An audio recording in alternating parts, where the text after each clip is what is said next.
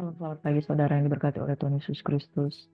Diberkatilah orang yang lapar dan haus akan kebenaran, sebab mereka akan dipuaskan. Berkatilah mereka yang datang dalam nama Tuhan, sebab mereka lah yang beroleh kerajaan surga. Mari siapkan hati kita saudara, kita berdoa sebelum kita mendengarkan firman Tuhan. Terpujilah Bapa kekal, Raja damai dalam kehidupan kami. Firman Tuhan memberikan pencerahan, firman Tuhan memberikan pengetahuan dan hikmat. Dalam takut akan Tuhan, itulah permulaan hikmat. Terima kasih Bapa di surga, biarlah kebenaran firman-Mu membuat kami belajar, mengerti, dan menjalani hidup sesuai dengan maksud-maksud Tuhan. Di nama Yesus Tuhan kami berucap syukur, kami sambut firman-Mu pagi hari ini dalam nama Yesus. Haleluya. Amin. Saudara, pagi hari ini kita akan merenungkan dari Injil Lukas pasal 16 ayat 1 hingga ayat yang ke-9. Dan Yesus berkata kepada murid-muridnya, ada seorang kaya yang mempunyai seorang bendahara. Kepadanya disampaikan tuduhan bahwa bendahara ini menghamburkan miliknya. Lalu ia memanggil bendahara itu dan berkata kepadanya, apakah yang aku dengar tentang engkau? Berilah pertanggungan jawab atas urusanmu, sebab engkau tidak boleh lagi bekerja sebagai bendahara. Kata bendahara itu di dalam hatinya, apa yang harus aku perbuat? Tuanku memecat aku dari jabatanku sebagai bendahara. Mencangkul aku tak dapat, mengemis aku malu. Aku tahu apa yang akan aku perbuat. Supaya apabila aku dipecat dari jabatanku sebagai bendahara, ada orang yang akan menampung aku di rumah mereka. Lalu ia memanggil seorang demi seorang yang berutang kepada tuannya. Katanya kepada yang pertama, berapakah utangmu kepada tuanku? Jawab orang itu, 100 tempayan minyak. Lalu katanya kepada orang itu, inilah surat hutangmu, duduklah dan buat surat hutang lain sekarang juga 50 tempayan. Kemudian ia berkata kepada yang kedua, dan berapakah utangmu? Jawab orang itu, 100 pikul gandum. Katanya kepada orang itu, inilah surat hutangmu, buatlah surat hutang lain yaitu 80 pikul.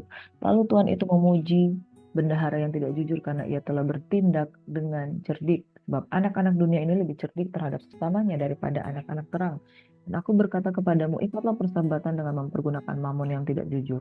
Supaya jika mamon itu tidak dapat menolong lagi, kamu diterima di dalam kemah abadi. Dalam perenungan firman Tuhan ini, jangan kita tafsirkan secara salah. Apakah Tuhan sedang mengajarkan kita untuk berbuat tidak jujur? Apakah Tuhan sedang mengkompromikan bendahara yang menulis surat hutang yang tidak sesuai? Apakah Tuhan sedang mengajarkan kita bagaimana kita harus mengikatkan diri dengan mamon? Sama sekali tidak. Jadi saudara, hikmat itu lahir dari takut akan Tuhan. Setiap pengajaran yang dituliskan di dalam Alkitab sama sekali tidak mengajarkan kita untuk tidak takut akan Tuhan, melainkan ada makna di balik makna. Ada makna di balik pengajaran yang ada. Di sini dikatakan tentang bendahara yang tidak jujur, yang akan segera mengakhiri masa jabatannya. Dan satu hal yang direnungkan di sini bahwa orang dunia saja cerdik bagaimana dia memperlakukan hidupnya. Orang dunia saja tahu bagaimana mengatur hidupnya, supaya di akhir kehidupannya ada manfaat yang masih dia bisa upayakan. Orang ini mengikatkan diri dengan mamon selama hidupnya sehingga dia berbuat curang, dan tuannya bermaksud untuk memecat dia.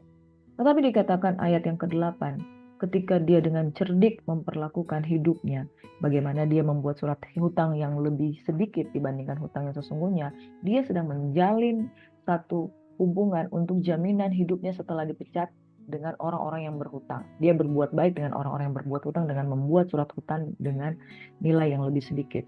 Di sini Tuhan itu memuji bendahara yang tidak jujur itu. Ketidakjujuran bukan diajarkan di sini. Tetapi Tuhan yang memuji bendahara itu memiliki satu makna perenungan yang Tuhan ingin kita belajar di sini. Bukan kita belajar dari kacamata orang dunia yang tidak jujur. Tetapi Tuhan ingin kita lebih baik daripada cara-cara dunia.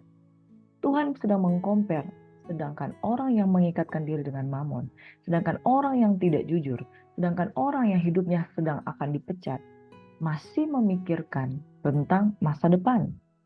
Sekali lagi saudara, ini tidak sedang diajarkan bagaimana supaya kita terikat mamon, supaya kita tidak jujur, supaya kita membuat surat hutang yang palsu. Tidak, sama sekali tidak. Tetapi di perenungan ini Yesus sedang mengajar murid-muridnya bahwa sedangkan orang dunia, sedangkan orang yang mengikatkan diri dengan mamon, sedangkan orang yang tidak jujur, tahu mempersiapkan diri untuk masa akhir hidupnya. Apalagi anak-anak terang harus lebih sigap harus lebih pintar mempersiapkan diri bagaimana dia mengakhiri hidupnya menuju pada kekekalan. Perenungan yang pertama yang kita akan bawakan pada pagi hari ini, yaitu dalam Injil karangan Lukas ini, melukiskan bahwa Yesus memuji bendahara yang tidak jujur, tentunya bukan ketidakjujuran yang dipuji oleh Tuhan, melainkan kecerdikannya untuk menjamin masa depannya saat ia dipecat dari pekerjaannya sebagai bendahara. Jadi kecerdikannya untuk menjamin masa depannya saat ia dipecat dari pekerjaannya sebagai bendahara. Saudara yang diberkati oleh Tuhan Yesus Kristus, banyak orang memulai start awal hidupnya dengan cara yang salah. Hidup dengan cara korupsi, hidup dengan cara yang tidak berkenan. Pada akhirnya saudara akan masuk ke dalam jurang kebinasaan. Di titik ini saudara harus sadar, saya selama ini sudah berbuat dosa. Saya selama ini sudah mengikatkan diri dengan mamon. Pertanyaannya, apakah saudara bisa diselamatkan oleh mamon? Apakah saudara bisa diselamatkan dengan dosa-dosa saudara? Sama sekali tidak. Waktunya untuk memikirkan masa depan. Dan saudara, bendahara yang tidak jujur sampaikan oleh Tuhan pada kita agar apa yang kita belajar dari seperti bendahara tersebut yang kita belajar bahwa kita pun harus cerdik melihat hal-hal yang perlu kita lakukan untuk menjamin masa depan kita kelak saat hidup kita di dunia ini berakhir. Amin. Orang yang tidak jujur, orang yang hidup secara duniawi saja mempersiapkan diri. Bagaimana dengan anak-anak kerajaan? Sudahkah engkau mempersiapkan diri? Ini saatnya engkau berhenti sejenak di tempat engkau berdiri dan merenungkan. Engkau sudah menabur kejahatan, engkau sudah menabur dosa, hidup dalam kedagingan, bersenang-senang, berfoya-foya, hidup hedonisme, menikmati uang-uang yang tidak halal. Sampai di sini saudara renungkan, bagaimana akhir kehidupan kita nanti? Sudah waktunya kita bertobat, sudah waktunya kita mempersiapkan skema yang sesungguhnya untuk hidup di dalam kebenaran. Ikatkan dirimu dengan Tuhan. Jangan ikatkan dirimu dengan mamon. Ikatkan dirimu dengan keselamatan yang dapat kita terima di dalam Tuhan. Perenungan pada pagi hari ini, saudara, bertindaklah lebih cerdas, lebih cerdik dari orang-orang yang mengikatkan diri dengan mamon. Lebih cerdiklah untuk mengikatkan diri dengan Tuhan, supaya engkau mempersiapkan hidupmu di dalam kekekalan. Perenungan yang kedua, setiap kebaikan akan berbalas kebaikan pula. Demikianlah kita diminta oleh Tuhan senantiasa menabur kebaikan selama hidup di dunia ini untuk menjamin ketersediaan tempat bagi kita di surga kelak bersama Allah yang penuh belas kasih. Jadikan kita terletak pada sikap kita dalam menghadapi ketidaktentuan waktu berakhirnya masa hidup kita di dunia ini. Daripada menunggu-nunggu kapan saat itu tiba, lebih baiklah jika setiap saat kita hidup sebagai pribadi yang baik dan benar di hadapan Tuhan. Dan saat itu, masa itu tiba, kita pun mendapat tempat bahagia di surga. Amin. Menabur kebaikan, mengikatkan perjanjian diri dengan sumpah kepada Allah dan menabur kebaikan selama hidup di dunia ini.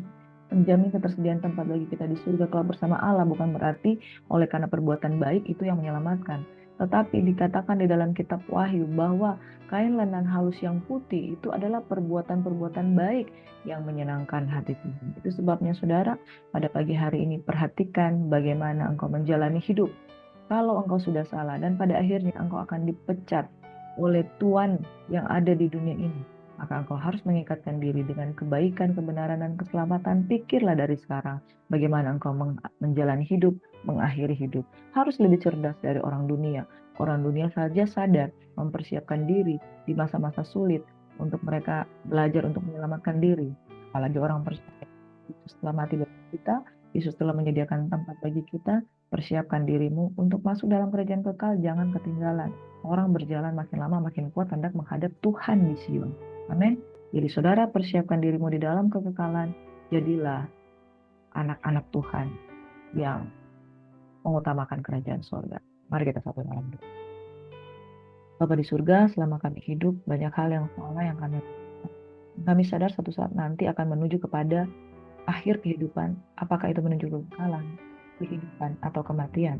Bapa di surga, ajar kami untuk cerdas, cerdik, lebih cerdik dari orang-orang dunia. Karena iblis datang untuk mencuri, membunuh, dan membinasakan. Kami tidak mau kita mendapatkan hidup kami dicuri oleh iblis.